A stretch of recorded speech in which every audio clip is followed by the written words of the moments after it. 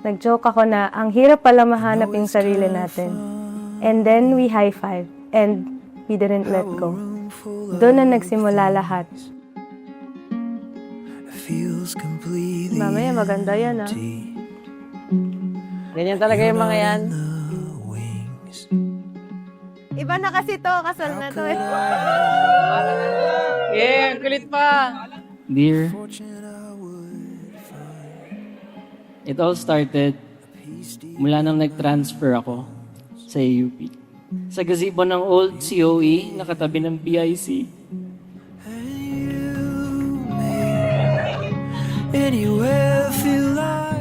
Isa ka sa mga taong nag-welcome sa akin, kaya umagang kay ganda palagi ang araw ko dahil ikaw agad ang nakikita ko.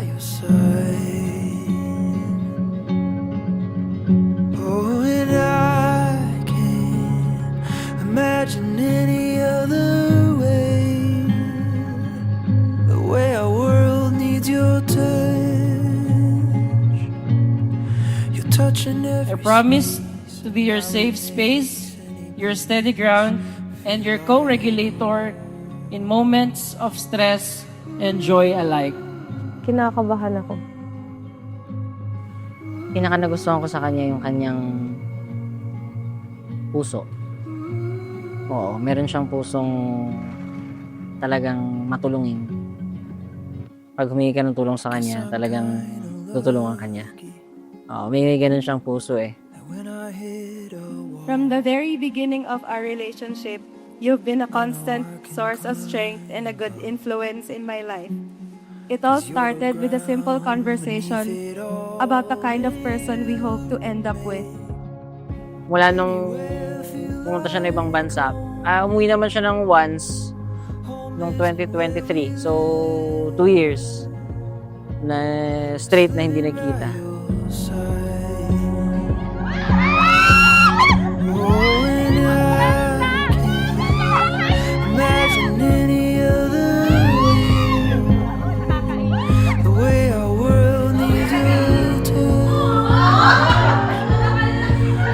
In every space and how it makes any place feel like home. Napakabuti ng Diyos kasi He didn't just give me someone who checks the boxes. I was blessed with someone who always encourages me to grow into a better version of myself.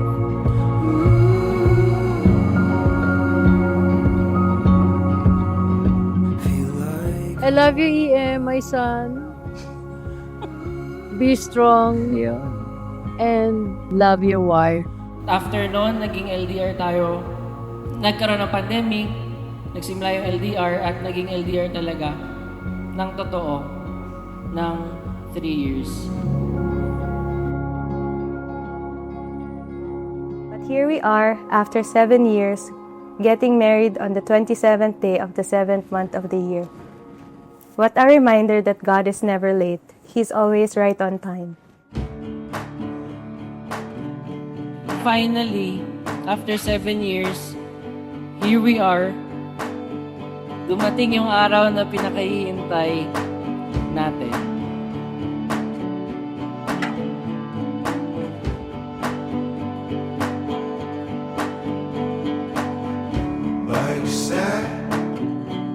Totoo na to.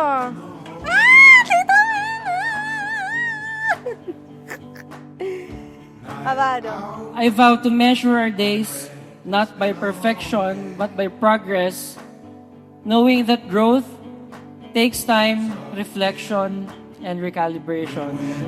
Put my head down. Where are you? Where you been? I need you around. Walang tinginan. Today and every day, I choose you as a gift from God, a reflection to His faithfulness and love, a beautiful soul worth learning anew. I love you so much.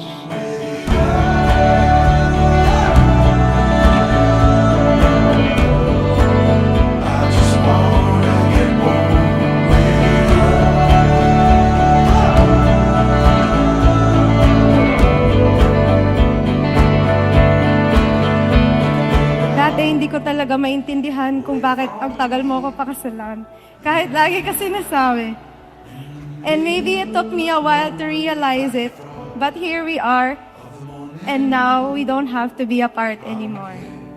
I'm so grateful kasi ikaw yung makakasama ko habang buhay.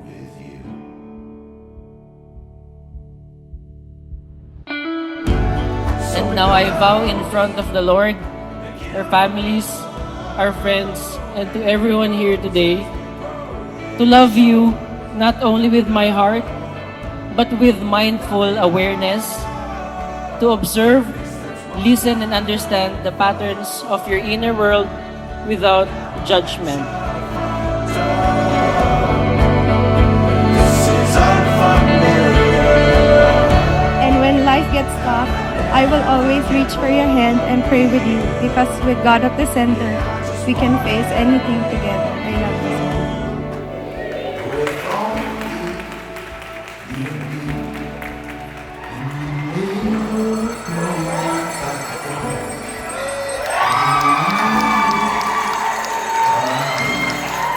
I just wanna get Mr. LV Mark and Mrs. Shane Gabrielle Taray! so we build a house. I will walk with you in faith, trusting that God is continually shaping us through every joy and trial. From it all,